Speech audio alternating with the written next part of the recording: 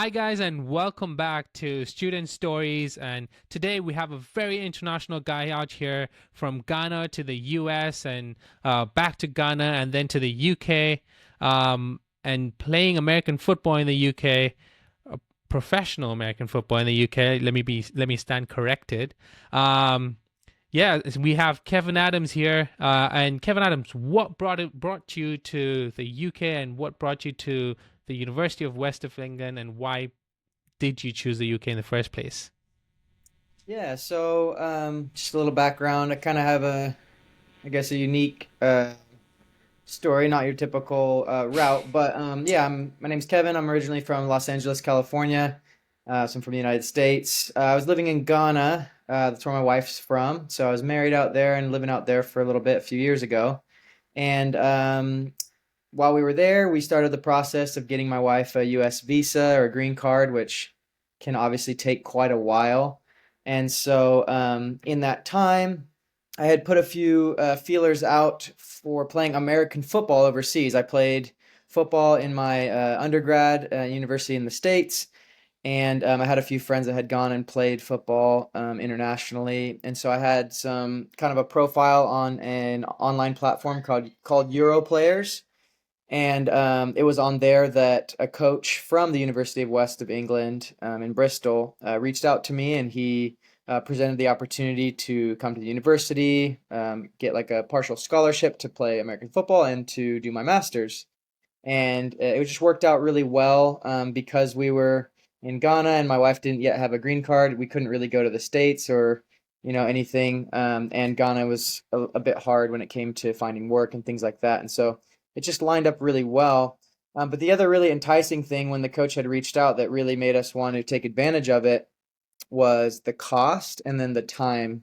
So when I had looked at master's programs, specifically MBAs, because I did my undergrad in business administration, so an MBA just kind of made sense for the master's.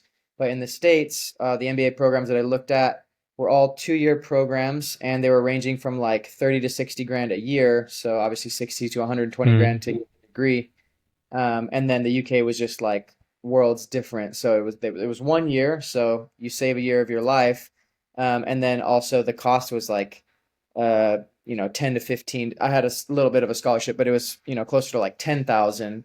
So it just made sense with the finances side of it, the time side of it, and then just with our kind of unique situation, it made sense to go to the UK while we were waiting for my wife to be able to come to the States. So that's what ultimately brought me there. That's great, amazing. But no, just taking it up a little a bit, or taking it back a little bit. What was your reason to kind of move from the States to Ghana in the first place, and then vice versa? Like, yeah. Okay, yeah. So going even farther back, but yeah, I originally went to Ghana, lived there from 2015 to 2017 for 2 years as a missionary for my church. So yeah, I had done that. I went back to the States and finished my undergrad. So I went to a couple different universities. I went to school in Utah for a couple years and then finished in Virginia. And then it was actually I was going back to Ghana to visit some friends after my missionary service had finished, and that's when I met my now wife. And so we had communicated, done long distance and things like that.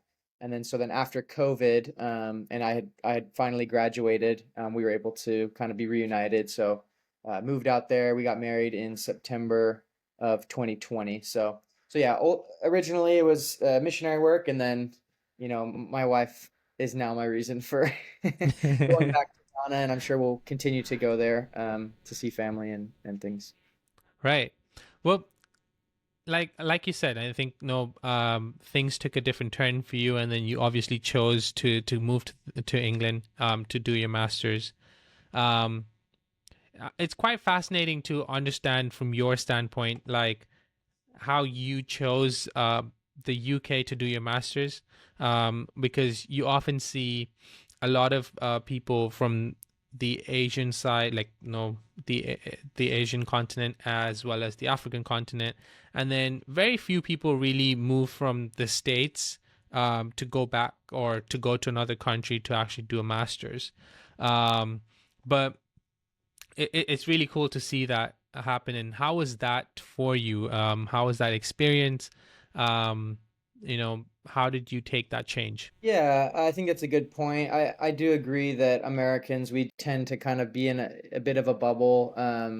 You know, we don't necessarily travel as much, and we're kind of content being in our own little world in the United States. And then there's also a lot, I mean, obviously the universities and things in the States on a world scale are really respected. And so if you can get into a school there, it kind of usually makes sense just to stay in the States. And then, Mm, degrees from the United States kind of carry well wherever if you do want to, move internationally after that. But yeah, so I don't think I was exposed to a lot of people, post grad like studies or anything overseas. The thing you see that's common is more of like exchange type years where, someone right. will go for a couple of semesters or something. But yeah, honestly, I don't even know if I knew of anyone that had done it. I'm sure maybe if I thought hard, I could think of somebody that had done it, but yeah, it was just kind of a foreign thing. Um, I will say that like even just the structure of education and like university is different. I remember being super confused because we use the word like college and university interchangeably. That usually refers to like 4 year. I mean, I guess there's, junior colleges and things, but yeah, just get like, 4 year universities or whatever Yeah. you could call it college. Whereas, you get to the UK and they're like, oh yeah, I went to college and then I went to university and, college was 2 years, university's 3 years. So it was very different. And then even like once I was actually in the MBA program doing the school, it was also very different when it came to just the structure, like the grading is very different than what I'm used to or had been used to. Yeah, everything was, there's a lot of different aspects to it, but nothing like, nothing crazy to the point that I like felt unequipped, to be fine in the program. All the same, study habits and skills and things that I got in an undergrad in the U.S. were very transferable to a post grad program in the U.K. And I remember being like stressed, like, oh, I gotta like use British English and like the spelling.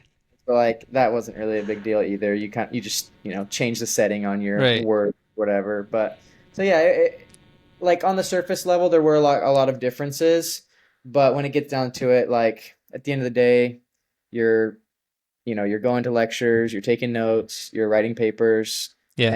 and the grading, like an American seeing that they got like a 70 or like a 60 something percent, that's like terrible, that's like a D or whatever in the States, like you almost failed, whereas you get like a 60 or a 70, you're sitting pretty in the UK. So like those little things was like a little bit weird to get used to, but after the first couple you get your results back on a couple papers, you're like, oh, okay, like I don't need to freak out. But yeah, so those were, I guess, some of the things that were different or So new. would you say that change was kind of smoother and much easier than than you expected? Yeah, I think it just depends on like where you're coming from and like your, especially even just like your traveling experience. Since I had lived overseas and I had lived in Ghana in West Africa, I would say that like that transition for me was much more challenging just Mm, because, yeah, I mean, Ghana's a third world country. There's a lot of things that I was maybe used to in the States that weren't available there, things like that. right. Whereas the UK to the States, there's a much, I guess, closer, like Western country, more similar standard of living, and just yeah, it was a bit more similar. Mm, So yeah, I think, but like, then again, like I said, I had already had that kind of experience of living yeah. elsewhere. If we're just, I know that we had some classmates that really had never, some American classmates that had never really like left the States, and I think their transition was probably a little bit more challenging than mine, just because I had had some experience living outside of the States. But yeah, I think especially because came straight basically from Ghana to the UK, and so yeah, it was almost like to me it was almost like I felt like I was going back to the States. It was like, oh yeah, Right. this is comfortable, this is familiar. I mean, there's obviously cultural differences and things, but Yeah. it's not big. I would say Americans probably have it the easiest Right. adjusting to UK than a lot of other students from other countries. Okay. No, I want to dive deeper into something that you said about the English, language as a whole. Um, Now, when you obviously moved from the States to the UK, um, English, no, the general English that you speak is probably the same. Um, but then when it comes to the nitty gritty stuff of spelling, or for example, trousers versus pants, things like that. Um, how did you tackle that? And how did you learn their lingua, or how did you kind of come out of that bubble to expose yourself to language barriers? Yeah, I think kind of holds true whenever you travel anywhere internationally. I think the best way, obviously, going from an English country to an English country, yes, there were little nuances. The English is different, different, colloquialisms, different terminology for things, but like, it's English to English. But I think even if you're going to a country that like speaks a totally different language, I think the best advice or the best strategy is just to like immerse yourself and try to, yeah, just try to surround yourself with people from there. Try to, yeah, just listen, I guess, more than you talk and kind of pick up Yeah. on those things.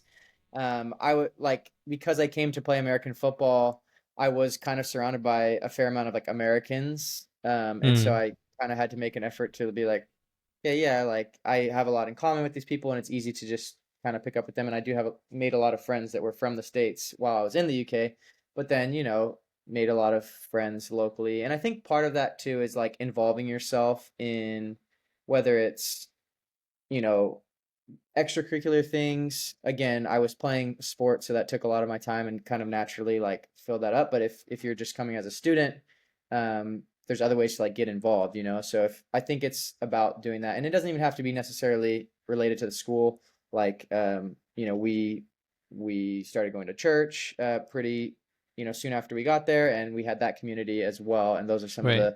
the really good friends that we made. And a lot of them were like older people that could kind of uh yeah, just help us a bit more because they're Yeah. established people that, like had lived in the UK for their whole lives, and things like that. So I think as you involve yourself, just immerse yourself in the culture, be amongst the people from there as best you can. It was kind of hard for us, I guess, within our MBA program because I don't think we had like any really British people, but Yeah. outside of it, whether it was my teammates or church members or we working jobs locally, things like that, just being amongst Right. people. Yeah, like when it comes to that, specifically the language aspect, I know that's more of, sorry, your question, but I think that just comes with, like I said, once you immerse yourself, you start to pick up on those things, and it can be fun. You can start to pick out like, oh, well, you say the pavement and we say sidewalk, or you say Yeah. we say semi truck and you say lorry, or like all. It's just it can be a fun aspect of living somewhere else.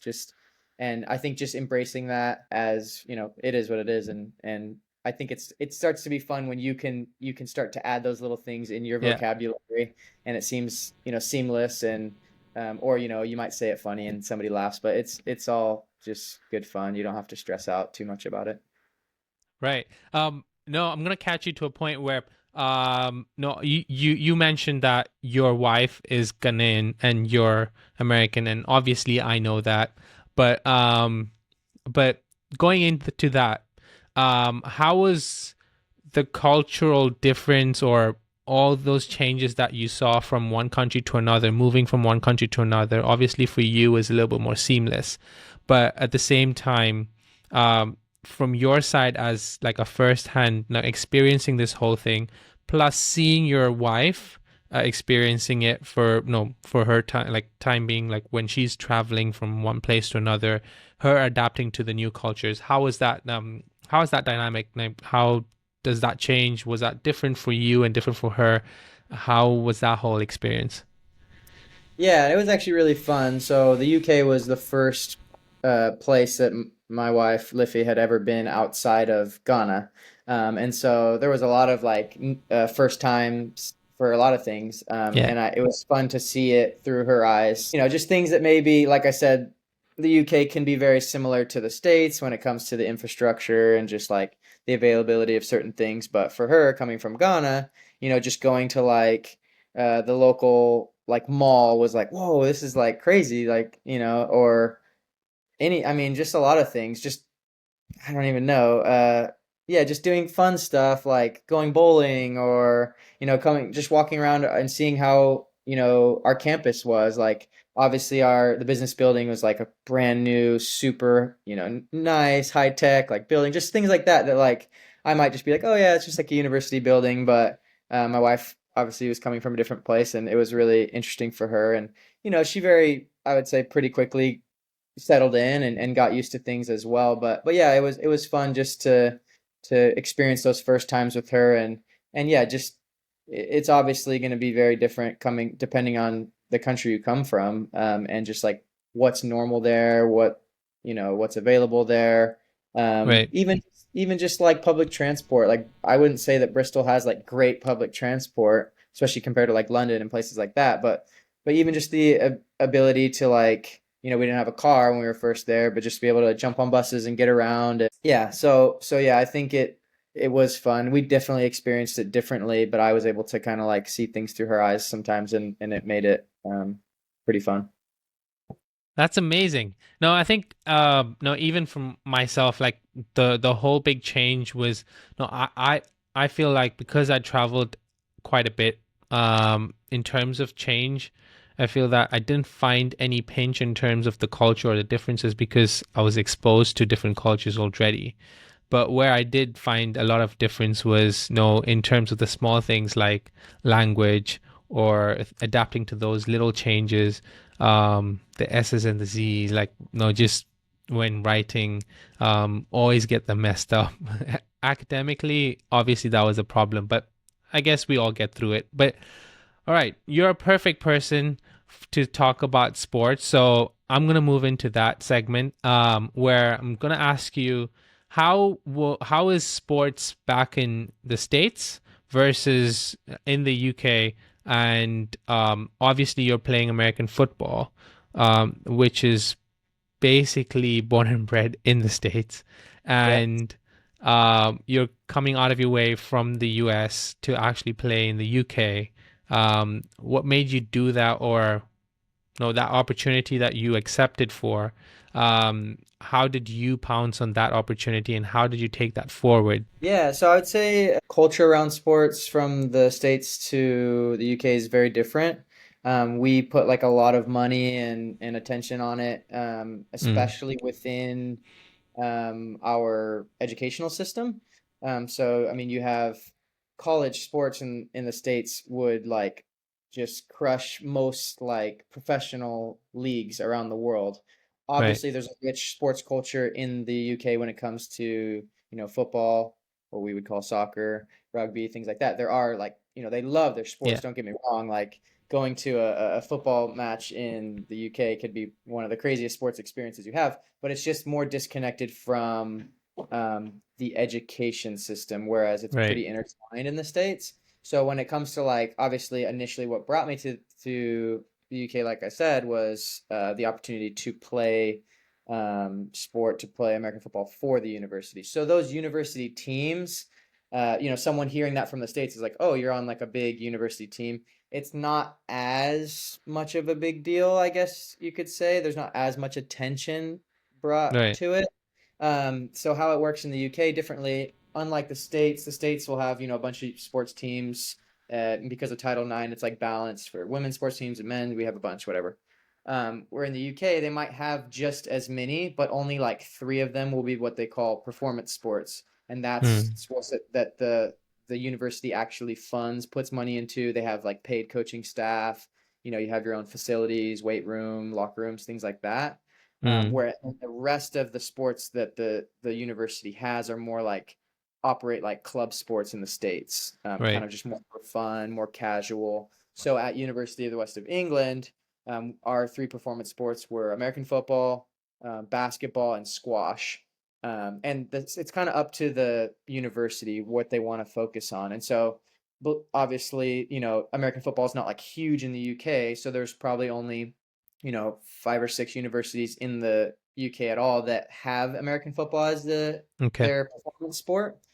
Um, and then, other universities will have teams, and we played against those other universities, but those teams are like less equipped. They're more like a club sport. So there can be a pretty big like imbalance. So because Right. our school had a lot of more like money and resources and things, our team was really good, and we kind of beat up on a lot of the local teams. Some of the other teams that we played in like playoffs and things were more solid. Like Nottingham University puts a lot of money into their football program as well, and we ended up playing them in the championship. We beat them in the championship. But yeah, so it's just a little bit different. Like I remember we had a class. It was literally right after we won the championship, and you might have even said something, and like our teacher or our professor was like, "Oh, we have an American football team." Like, it's not like a big deal. Whereas Yeah. like in the States, if your The school won whole, the yeah. championship, the city shuts down. They throw a parade. Like, it's different. So yeah, that's kind of how I would describe like the differences.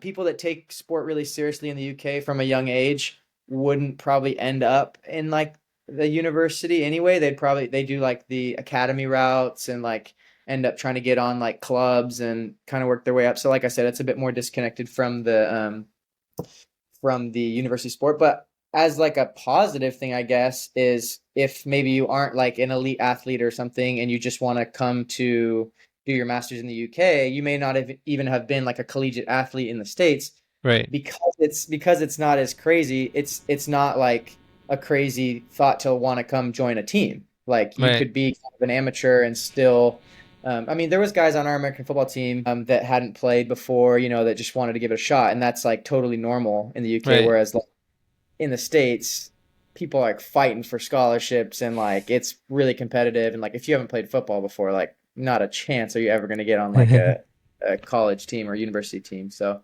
yeah, that's what I would say. Like these the main differences, but there's still, like I said, there's still scholarship opportunities. I think, we had like I can't remember what percentage it was, but like a decent, maybe the third of tuition was paid for because of the American Football Scholarship. So there's still money there that you can get scholarships, and there's still opportunities and things. So yeah, but it's definitely different than the States. So, in terms of an MBA standpoint, I think Hmm. the barrier to entry for sports in England is lower than the US. Oh yeah, if we're So, gonna use our in the NBA term. UK. In the Yeah. UK, the barrier to entry in the UK for sports is lower than the States. But the States is also pretty huge and massive in terms of size wise. So I'm guessing like does it differ from place to place as well, or Yeah. um I mean, yeah, in the States, like if you liked playing a sport your whole life, unless you were just like really bad and like not athletically talented at all, but like if you put time into like any sport and you really want to, you can play at the college level in the States. You might be at like a lower division, like maybe a Division 3 right, school or division whatever. You may not be at like the biggest university. So like if you set your mind to it, I think you could find a fit. Like you said, the States is huge. There's so many universities. There's so many hmm, teams on those universities, and so yeah. But I think in terms of what I was saying is like if you're looking to like try a sport for the first time right, in the States, a college sports team is not really the place to do that. Whereas in the UK, it may be. Like, I think that's not like, uh, a misguided thought to be like, oh, let me give it a shot. Let me go try something new. Like, I don't think you would be like super out of place on a sports team at a university in the UK because it's a bit more like casual like that. right. Moving on to something a little bit more serious in terms of now how you structured your MBA course, or um how, like when you started your MBA course, I think you mentioned also that you got a scholarship, and coming in as a sports person, what's the scholarship that it opens up to, like what's available on the table? Yeah, so if I remember correctly, ours was just like a flat rate. Anyone who was offered, like I think they called us like performance sport athletes. If you were on scholarship, I think it was like a third, so 33% or whatever of the tuition was covered.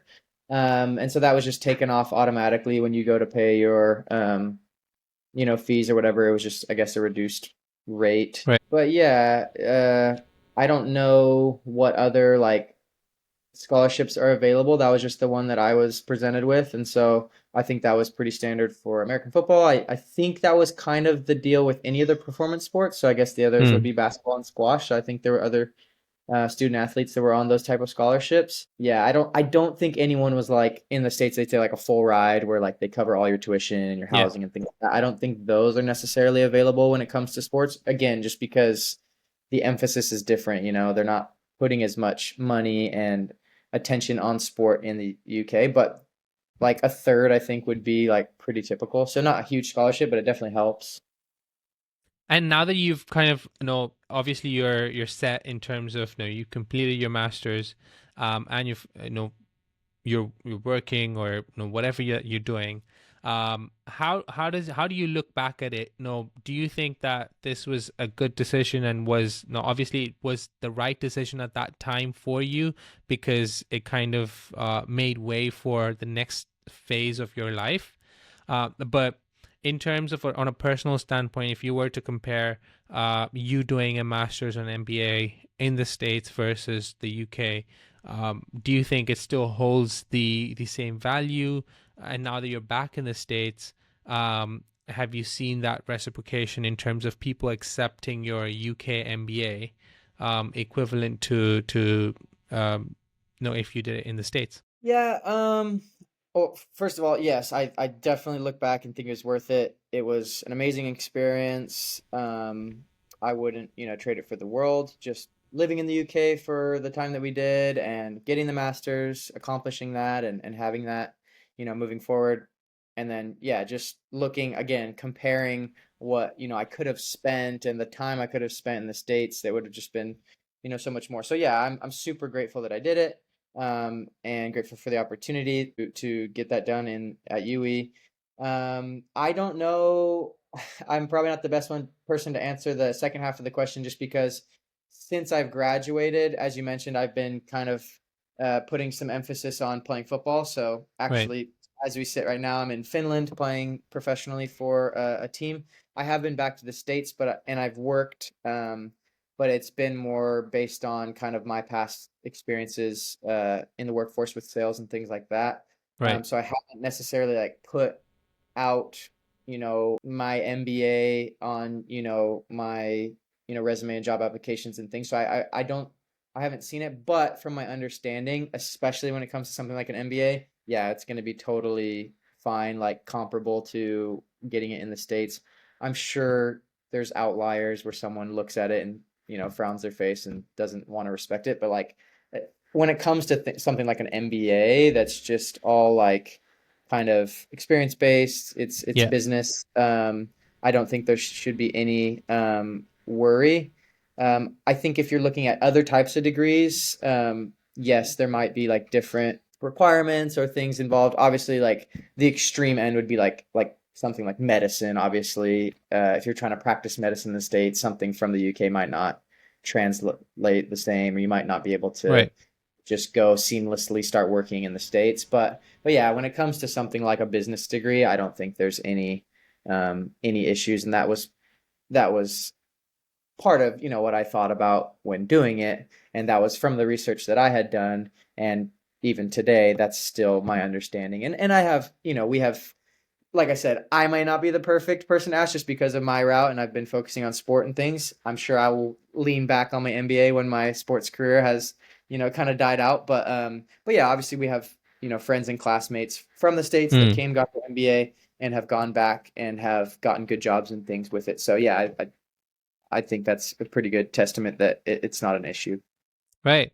And in terms of support, from the university, from your peers, or from the student community as well as the teacher community, how was that when you walked into uni? How was that relationship and that bonding? How was that culturally, as well as on a personal level? Were you being accepted, and what were the challenges that you faced? Yeah, so we had before, like long before ever actually getting to the UK, we were put in touch. I know at least all of the Americans that I knew in the university, basically not all of them, but vast majority of them were through the football team. Right. So I know that we all, for example, were put in touch with a counselor that her like expertise was helping Americans. Okay. I'm sure maybe had a few other countries that she helped out with, but like I think her name was Lydia. I can't remember her last name, but yeah. So she helped sort out things for people. She helped out with a lot of different things. My challenge though, when it came to that, was that I was already married, so Okay. it came with housing. So like for example, she was helping all the other like single, students coming from the States like get Yeah. university housing, get that all lined up.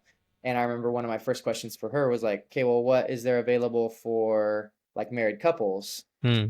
And she's like, "Well, nothing on campus or nothing related to the university, so it's kind of up to you to find that on yourself." And so that was the most challenging part for me Hmm. was I was basically just left to find an apartment in the UK with not a lot of help really from the Right. university. She was just kind of like, look, I can offer, I can help you get set up with student housing, but in your situation, that wouldn't really be of much help. I need somewhere Yeah. that I could be with my wife. So that was like the biggest challenge. And I mean, I still figured it out. Just, looking online, you just message people. Yeah. The biggest challenge though was that they wanted guarantors. So like somebody from the UK that could kind of sign with you saying, I guess co-sign kind of Yeah. type thing. Or, if you don't pay your rent, they're kind of on the hook. So Yeah. my way around that, and luckily I had saved up quite a bit of money, but I just had to pay like rent for like a while up front. I think I even paid like 9 months up front, so I chunked over Damn. like a big chunk of. So that may not be like an option, obviously, for everyone if you haven't like Yeah. saved up money. But that was kind of my way around it because they were basically asking for a guarantor. I'm like, I don't know a soul in the UK, so I guess you don't really need a cosigner if you're just going to give them all the money up front. So that Yeah. was a challenge. That was how we found our way around it. I don't really know if you don't have. I'm sure there are other ways around it. Maybe the university could help with like a guarantor. That might be something. I don't know if I pressed them enough on it, but yeah, so I would say they were helpful and like they got me set up with my classes and like other things. Right. I obviously was kind of focusing on the one challenging aspect, but the rest of it was pretty good. And then like once we got to the university, you go to the info points and they can answer all your questions and help you. And um, you know, there's yeah, there's always like and I would say like I felt really good like I know a lot of experience of people in big universities in the States is like, your professors aren't super like available to talk to you or, have Right. time to like give to all the students. But especially in our MBA, like our classes were all pretty small. Mm-hmm. Professors had like office hours available if you had questions. Our program director, can't remember what it's called, but like she was available if you needed to talk to her as well, like set up an appointment. So yeah, Right. I think the support was actually pretty good. That was just kind of like the one area that I found a little bit of a challenging was with housing, but obviously figured it out. Well, that's a good segue into like that my next topic. I think accommodation for a lot of people in the UK or a lot of international students moving to the UK is like a big challenging no task as well as getting housing, available accommodation, as well as fitting it in the budget. Um, how did you plan on that? Because no, obviously you had it much harder for you because you had to do it not just for yourself but for your wife as well.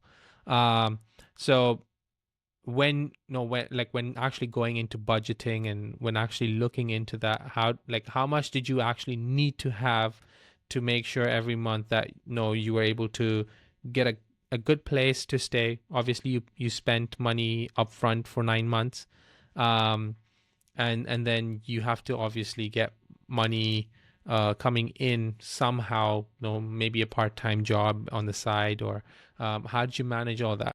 Yeah, so like I said, kind of luckily, I had been living in Ghana, working a U.S. job remotely for a little while, so I had some savings. When you're living in Ghana with a U.S. salary for a while, it's a bit easy to save up some money. So that's how we were able to do that.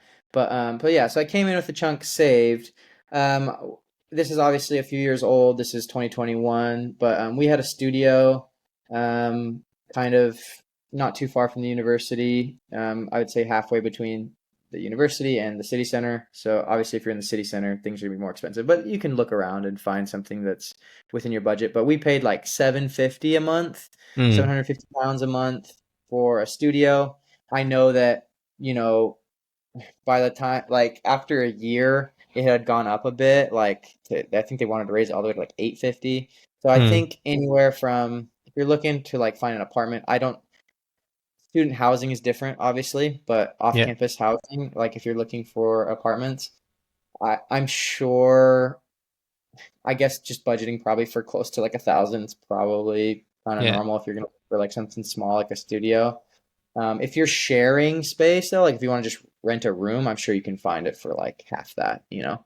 Got it. But yeah, obviously being married, we wanted like our own space and kitchen and bathroom and all that kind of stuff. So that was what we could do. That's what we managed. Sorry, what was the other part? Oh, you were just saying, yeah. So and then just yeah, kind of budgeting for the rest of the month. Groceries and things like were actually compared to the States like a lot cheaper. I remember I think Okay. we like budgeted 75 pounds a week for like both my wife and I, and that was like usually more than enough. Where living in the States and even here in Finland, like that's not even close to enough. So again, I know it fluctuates a lot. This was a couple years Yeah. ago, so people might be like, yeah, that's not even close to enough now. I don't know what it would be exactly right now in the UK, but yeah, I think in comparison, groceries weren't like crazy. But yeah, it worked out well. How we managed it was my wife, she was actually in school as well. She did online, she Right. was doing her undergrad online, but it was quite flexible. So she was kind of carrying the weight. I had some money saved up from me working, but then once I was in the MBA program, Mm. I think it would have been more manageable for me to work too if I wasn't also playing football. So, but my football Got it. kind of all my extra time. So it was a bit challenging. I know. But like I said, she was supportive and she worked like part time for a lot of the time. So she had different Nice. jobs. She was like a nanny. She worked at TK Maxx for a while, like just doing different things. And then and then kind of when my major part of the workload was done of like classes and things. Once it got to the summer and I was doing my dissertation, I was working with you part time at a professional indemnity insurance place in town. And then I had some other just kind of random jobs. I ended up working at like a warehouse, which is like really typical. If you want like a part-time job, it's like really easy to get those kind of locally, like whether it's Amazon or the local grocery store, warehouses and things. And Right. it's not it's not like super challenging work, and you can make like a decent amount of money. So yeah, there was just different things. So I had worked quite a few different like part-time jobs, and so did my wife. But I do know that like so for example, my other classmates coming from the States that were playing football and in the NBA full time, they didn't necessarily have that luxury. And so I think they were relying more on like their loans, like student loans to just Mm. kind of like get them through, which Got is it. pretty typical, at least coming from the States. I feel like a lot of people do that, but it's just kind of what you want to do. I know, especially looking at a master's though, I know that like I don't think it would be crazy to like get your undergrad, maybe work for a year or two, especially for an Yeah. MBA. Like experience is good. Like basically we needed experience to answer a lot of like the essays and papers and stuff like so I think that's probably what's most recommended is yeah, go work for a little bit, save up some money and then make that transition if Right. that's something that you can do. How did you find time for anything else? Like obviously you said you had a busy schedule with football and then your MBA, which is a full-time course. Um how much time did you actually spend preparing for your coursework and material for your next day and so on, versus how much time did you have for yourself to do other things like explore the new country, travel around, or have time out with friends and so on? How did you, kind of balance both? Yeah, I think so the workload wasn't as crazy as I might have thought. Like, master's sounds pretty intimidating. Yeah. I think for me, it was just important that I like did not procrastinate. I think if you start from the beginning of just staying on top of your stuff, Hmm. uh, because you're not gonna have like homework. Obviously, like if you've already done a bachelor's, like it's like high school is like okay, like you have homework and stuff every night. Yeah. Bachelor's, there may be some like assignments and stuff throughout the course, and then you have like big papers. Masters, it's like basically all those little like busy work stuff is like gone, and you have like one or two papers for that course, for the Right. semester. And so if you can look ahead and be prepared and like start to like prepare for those things, and some of them like you can't really like start writing the paper like at the beginning. You have to kind of wait for like different things in the course to happen. So like I think it's just that if you're like managing your time well that way and you're not like procrastinating everything, you should have like quite a bit of time. The only thing that you're really like spending time on each day is just like reading. It Right. might be sections that they want you to read before the lecture so that you're prepared.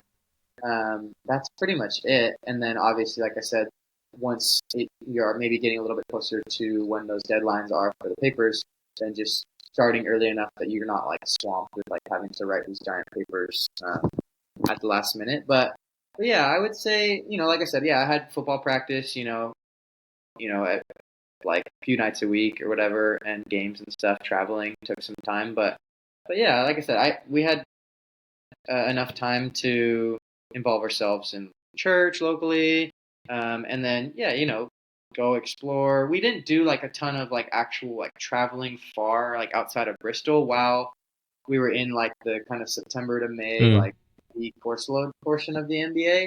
I mean, like Christmas time, you have definitely enough time off if you want to do something like that. It was more like, I don't know, we didn't really have like money to like go far or whatever. But like, I know a lot of people that, took advantage of that time to travel. And then also, obviously, the visas and things will depend on like where you're coming from. So as an American, it would have been really easy for me to like, say around Christmas time, like catch a quick cheap flight to like Spain Yeah. or like Europe. One of the reasons why we didn't do that is because my wife coming from Ghana would need like a Schengen visa, and I know Okay. students. I know you had done that when you wanted to travel into Europe and stuff too. So it's just like, unfortunately, depending on where you're coming from, there may be that extra hoop to jump through that makes traveling a little bit more complicated. Yeah. If you are coming from, U.S. or Canada or like another part of Europe, then that will be easier. But if Right. you're coming from another country, then yeah, like a little bit more planning. So we did end up getting to do that, take advantage of that and stuff as well. Like, it was kind of really, I would say after, yeah, it was like right when I turned in my Mm. dissertation. So like I was like, okay, I can breathe. And then we got my wife a Schengen visa and planned like a trip around Europe, and we did. We got to see quite a bit of it. Doing kind of like interrail, train, backpacking, staying in hostels, that typical, kind of like Right. tour around Europe. But yeah, I would say within the program, you definitely have time to like go out on the weekends, enjoy time with friends, like go on dates, whatever you want to do. Like you're not that swamped, and especially Right. like I could imagine if I wasn't playing football, you have time. So you really do have a lot of time, I would say, to Mm-hmm. enjoy. Obviously, if you're working, that is another aspect. So, like, yeah, some people Yeah. I know really hustling and working like two jobs. Sure, they probably didn't have like a lot of time to like have fun, but it just, yeah, I think if you plan well, obviously it comes with finances, and so if you're not needing to like work a night shift and get like I've seen the whole spectrum. I've seen people that just totally relied on like their student loan and just had fun and were using that student loan to go to the Mm. pub and club and doing whatever they wanted. I've also seen people that were just totally hustling, like going to class during the day, working a night shift at a warehouse at night. And yeah, so like there's a whole range. It just kind of depends on like I think your preparation, like what you come in with, like financially. So yeah, it just and then obviously what you're doing extracurricularly and things like that. But in terms of just like base like expectation for like how how swamped am I going to be with just like NBA stuff? Or Right. I mean, other degrees might be more involved, but the NBA wasn't like super crazy. You had time to enjoy it. Wonderful. I think no, we covered a lot of topics. And one thing that I'm very curious about is a lot of students come from, like, for example, they move from India, or they move from Africa, and they struggle with trying to understand a lot of obviously they struggle with like academically in terms of tr- like citations and the little things that they're not used to doing back home. um I know I personally didn't struggle with it, but I've seen people struggle with it and, going ahead and helping them out and stuff. But um that's purely because I studied in an international school, so I kind of was already like I already adapted to all that change previously. And how was that for you? Did you have any challenges like that in terms of academic wise, or did you like whatever you did in your undergrad, kind of prepped you up, and there was just a seamless transition?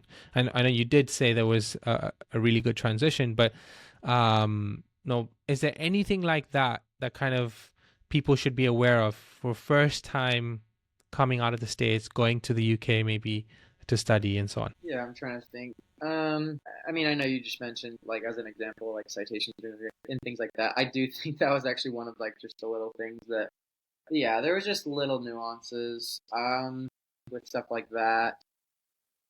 I don't think there was like, I don't know. I think that it kind of just comes down to like paying attention to what like your specific professor is looking Mm, for. Just I would say don't come in with any assumptions that you know.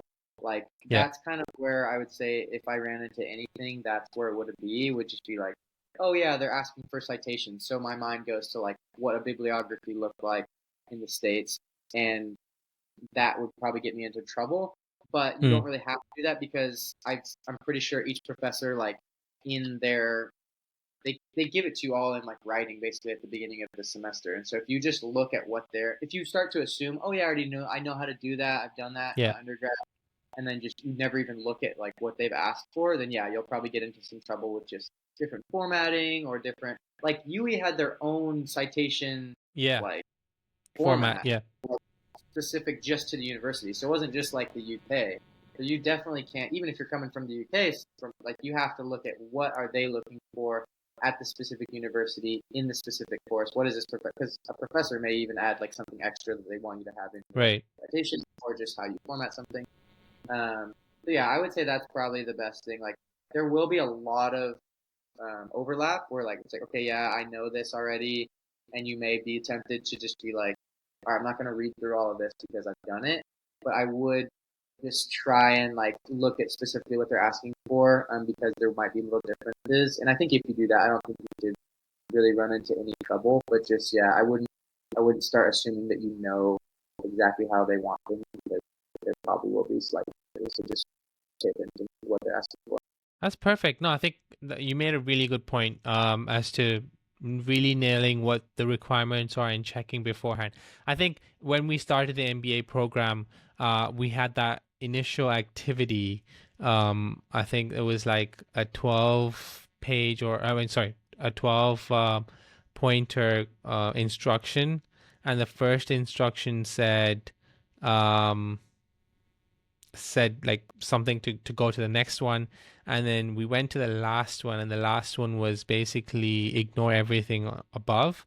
And I think what everyone ended up doing was they went one like step by step, and then ended up really doing everything to complete all the steps, and then realized, oh, they just told us to scrap out everything. Do you remember that, or Yeah, no, I didn't know where you were going with that. I was like, what is it? But then yeah, no, I totally remember what you're talking about. Yeah, so it's just kind of, I guess, a good lesson on like, yeah, maybe just like read all the through things, instruction? Yeah. make sure that you kind of understand or what the expectations are, what they're looking for Hmm. before you start. Because yeah, like I said, I think the temptation is, oh, especially maybe you're coming straight from a bachelor's degree, like Yeah. some of our classmates were, and so you're just kind of in that mode, like oh, I've done this before. I'm good. Let me start knocking stuff out. And that may be great. You may get a head start, but then, yeah, that you might have that experience where you like get so far down the line and you're like, oh, shoot, they're Yeah. looking for something totally different. And now I've put X amount of hours and so much effort into something that they may not be looking for. All right, so we're gonna wrap up. I think no, just have two questions or one question, and then I'll hand over to you. But what was the biggest challenge that you faced? I think it can be anything. The biggest challenge that you faced moving to a new country, to the UK, and it could be from a standpoint of no, you moving from the States to the UK, or any other way that you want to answer it. But I think it's pretty much for our viewers, so they understand someone from your caliber or someone who's actually traveled, who's actually understood the dynamics of different places, and then going to the UK, what impact and challenge they can face, and what can they prepare for. Okay. So I already talked about it, but obviously, like the housing thing was a challenge. Yeah. It gave me a lot of stress just because I wanted to like get way out ahead of it because I knew I was Mm. going to pay like maybe 6 months or more before I was actually there, and so I was trying to like get stuff lined up, but it's like you can't really when it's that far out, you can't like you're talking to landlords and they're like, dude, I can't hold on to a property for you for Yeah. like months. So they're like, reach back out to me the month before you get here. And so that's what I ended up having to do. And that just created like a ton of stress because I'm like, oh my gosh, we're going to be here in a month and we don't even have a place to stay lined up. So that, I know Right. I already talked about it, but I would say like that was like a lot of stress and it was challenging. Obviously, by the time we got there, though, that was already sorted out. So like, I would say maybe like trying to think. Once I was actually there, the biggest challenge. I think every country just like operates differently. This may be too vague of an answer, just because nothing else is like standing out to me as like super specific in terms of like a challenge. But just I think that can be just a very general challenge in and of itself, just to like kind of unlearn a lot of the stuff that maybe like just seem second nature from where you come from. Every country has like just their own way of operating, whether that's Right. whether that's within the university system or whether that's like how to get a job, how to interview, like it's going to be a little bit different, or even Yeah. just like basic things when you first get there of like setting up a bank account. I remember that was just like such a hassle. It was like, okay, I needed to get this letter from the university student, Yeah. and then I have to have proof of address and like all these different things where I was just like, oh my gosh, like some things just seem overcomplicated in the UK, which in the States we kind of do similar things, like where like everything seems like a lot of hoops to jump through, a lot of bureaucracy. Whereas maybe if you're coming from living in Ghana, things were just like kind of simple, like there wasn't all the crazy hoops to jump through, and Yeah. you could maybe like pay a bribe to somebody. Yeah. That obviously isn't gonna fly in the UK. But so yeah, I think like I said, it may be too vague of an answer, but I think that's kind of just a general challenge. Is like there's just gonna be a lot of different little things, not to overwhelm anyone or not to scare anyone out of like making decisions. None of it is like insurmountable. All of it you can Yeah. navigate. All of it you can figure out pretty quickly. You'll get comfortable with how everything works. But I would just say like at the front end of like getting there, you may want to get Mm. there like a few weeks before like you actually have to start doing classes or things like that, so that you can knock out some of those just kind of settling in type things that there's just different aspects of the society that kind of function a little bit differently. I don't know if that was the right answer, but that's kind No, of that's what I. true. No, I think it you make a very valid point, because it also it really depends on where you come from, and at the same time it's a very subjective matter, whereas it's also convenience. Like if you're in your home country, you're so used to the way things are, and I think you often see a lot of international students, or when we say international students, we're talking about students coming from like to actually looking up to countries like the UK, the US, and they're going out of their way to expand their horizons and really level up. Whereas when you're like when you're actually moving from a country where it's pretty much similar in nature, and like you don't have much to kind of adapt to, but at the same time there are some challenges, because inconvenience, like when it's very convenient for you at home, like you're in a bubble, um it's things are simple for you because you've lived there all your life, and then now you're having to change. It's definitely different. I think the way you said, like, just how banking was different. I think I also felt like there were a lot of like there were lots of things like that when you're so used to doing it in a certain way that kind of does put you back a bit. But obviously, again, there's always these are all things that you can definitely learn and go into something to sort of. I thought of my answer. It's right based off of what I said before, but I driving in the UK. So you don't have to drive. You don't have to drive in the UK. You can get around with public transport. I did that for quite a while, but I ended up getting a car later when we had already. I was kind of done with the Yeah. MBA at that point, but you know, also just random point. Once how it works in the UK is once you graduate, they will you can extend your visa for another couple of Mm. years and work and stuff like that. So we ended up being the these or sorry the MBA program is really like just 1 year. My wife and I we ended up we lived in the UK for like 2 years, so we were there for like kind of a whole another year after that. Sorry, what I was saying though is just most your international license will last for about a year, but after that, so I had to kind of start from scratch of like getting my license in the UK, and oh my Okay. god, that was the I failed the first time. I did end up passing, but I was driving manual, which I had never done before. So I was doing the stick shift on the other side of Right. the road, on the sitting in the other side of the Yeah. car. It was crazy. That was probably definitely the most challenging thing. Like I said, you don't. Most students probably won't even worry about driving while they're there. Right. Just But no, I think that it definitely is something useful for someone moving to the UK, and if they do plan on staying for that post-study work visa yeah, period, obviously it would be useful. So walk us through like the steps that you actually took to get your license in the UK. What was the first step, and then how did you move and progress through that? yeah, it's pretty typical. I think similar to probably most places, but so you have like a what's it called? Like a written test. You go to the I think can't remember. first you obviously get the learner's permit. Is that Okay, very yeah, simple? sorry. How simple is So yeah, that? so you basically register. I think no, it's pretty. All of that kind of stuff was simple. Like you go online, you punch in whatever you pay, and you get like your permit. Once you have that, then you can schedule and correct. Yeah, good. You're correcting me when I'm wrong, but schedule like the written test, which is you go to the testing center and it's on a computer and just you know all the questions and there was like a good app. I used like an app to study and I just did like every question a bunch of times so that Oh, you nice. know so you learn it all. So yeah, there was a good app for that. And then yeah, you do the written test and then yeah, you just obviously if you want you can like pay for lessons if you feel like you need them.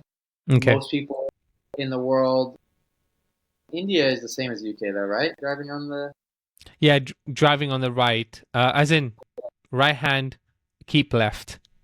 okay, yeah, so it's the same as UK. Yeah, same as Yeah, UK. so if you're coming from like somewhere like India, you might not have to worry about it. But like, if you're coming from the States or most other places where we drive on the right side, Yeah. uh, you may want like some professional like lessons, which Yeah. they may be a little pricey. I don't know, but yeah, if you have like, I'm pretty sure if you're an adult age, I don't remember know what the exact cutoff is, but like if you're doing MBA, I'm sure you're like old enough that basically you can just book the practical. That was a Right. challenge, just that the how the system is in the UK and it's like notoriously like booked out for like months and months and months.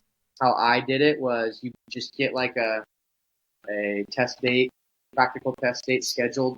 It might be like 5 6 months out, but then you Okay. just check it, and like when somebody cancels, you can just jump on their thing. So Mm. I didn't actually take that long, like maybe a month, not even maybe I don't even know, maybe a few weeks. But yeah, you kind of just have to get one booked, and then you can always reschedule it. So I had Right. to do it twice because, like I said, I failed the first time. Remember to look over your shoulder when you're pulling. But but yeah, and just also there's the challenges of driving. They have a lot of like roundabouts and things that aren't necessarily typical in the states. But then just their test. in general, like their practical test is notoriously like way more like just challenging in that like they're really like sticklers on stuff. Whereas like Right. the is I've seen like memes and things that like the U.S. is kind of like the easiest, where it's just like, oh, can you drive around these cones and like, can you make a left turn? Make a left turn. Okay, you passed. Whereas like the UK is like pretty full on and like they are like the first time when I failed, I thought I passed because like Okay. everything. It's not like I almost crashed or something, you know. Everything Yeah. seemed. And the lady was like, "Yeah, I could tell you've been driving a long time, and blah blah blah blah." And unfortunately, you failed. And I was like, oh. They're very like particular about like what they're looking Yeah. for. So don't feel bad. Apparently, like every like most people that I talked to like didn't pass the first time. If you are gonna get your license, expect it to take a little while. There are some hoops to jump through, but then yeah, if you can get it down, you'll be fine. They give you a 10-year. It's like the licenses are good for 10 years. My UK license is good till like 2033 or whatever. So yeah. And the other thing actually that coming from the States particularly is cars are like way cheaper. When I actually ended up, Right. because in my mind I was just like, oh, that's not in the budget. Like buying a car, like no way. But you can find like little beater, like just kind of junker cars that can get you around, especially if you're just like a student, if you want to get Yeah. to work, or whatever. You can find stuff for as cheap as like I don't even, probably 500 pounds or less. So like in Right. dollars, like $600, like which is unheard of. In the States, you need to drop a few grand to get even a car that's like gonna run. You know, where that like in the UK, if you have 500 pounds, you can find something that'll get you from point A to point B. So that is something to consider. I would actually that was I wish somebody had told me that earlier on. I probably would have just started driving when I got there, if I could find something. Just because Bristol, it depends on where you go. Bristol, their public transport honestly wasn't great, and I ended up riding my bicycle like everywhere for Damn. a year. But yeah, then once I got the car, I was like, oh, I wish I had this whole time. That's great. Wonderful. And right. Last thing I want to wrap up with is your experience with American football in the UK and you leading the university team to a championship win. So, speak to us about that, and then yeah, let's wrap up. Okay, yeah, it was awesome. Playing for the university was great. Dan Mayer was the head coach. He's awesome.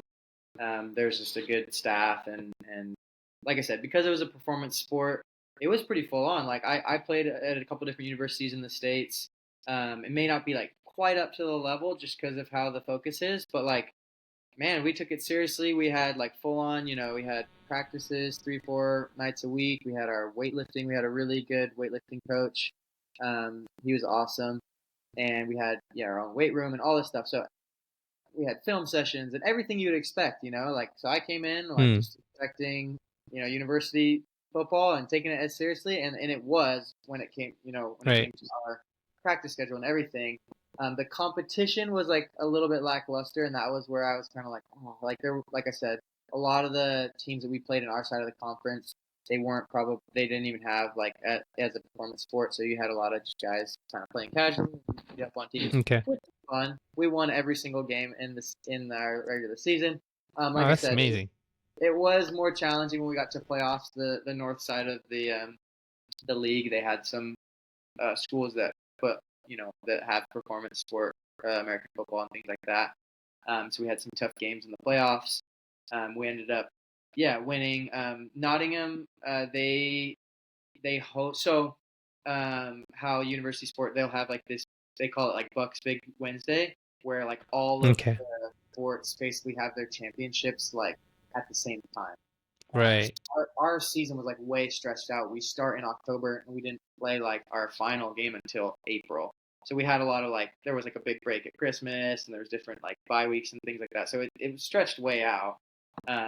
But yeah, like we played our final and Nottingham hosted it, so we were playing them and they basically had home field advantage because they hosted like Bucks Big Wednesday because they're one of like the biggest kind of sports universities in the UK. They have Okay. like really amazing facilities and things like that. Um, but yeah, it was an amazing experience. We got the win. It was like really close. I think it was like 24-21, close game.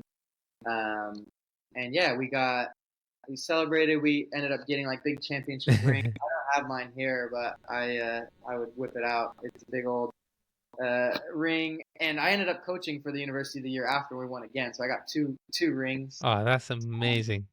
But yeah, it was fun. It was really fun, and like I said, the level of play was like a little bit less than I expected. But then it has opened doors since then. So I was able to play for kind of like a semi-pro team in the Mm. UK afterwards, and then that opened up. I mean, those playing for UWE University and then playing for it was called the Bristol Aztecs opened up even more doors. That now, like I said, I'm playing professionally here in Finland. I played last year as well, so got a few contracts to actually, make money and play the sport that I love. So yeah, it opened doors. It paid for part of my schooling. It got me a master's. I'm the first one to say that if I didn't have football for my undergrad or my postgrad, I probably would have 0 degrees right now. If you're like one of those people, if you love sports and it carries you through, it gives you motivation to, go to school and things like that. Yeah. Keep doing it, get another degree, and keep playing ball. Keep having fun. So it was an amazing experience. Got championship rings. Never won any championships ever before. So like, it was a cool experience. UE is like the best American football school in the UK. So if you play American football, definitely get online, message Dan Mayer, um, try to get on the team. It'll be a good experience. Well, that's a wrap. Thank you for your time, Kevin, and it was amazing talking to you. I know we do have a lot of catching up to do off camera, but it was wonderful speaking to you, and yeah, good luck, man, and take care. And to all the viewers out there, do like, share, and subscribe. And no, hit Kevin up if you have any questions. Do hit me up if you have any questions for me, or if you have any other answers that you need. Please drop a comment below, and I'd be happy to help you out. Thank you, guys, and cheers. Take care.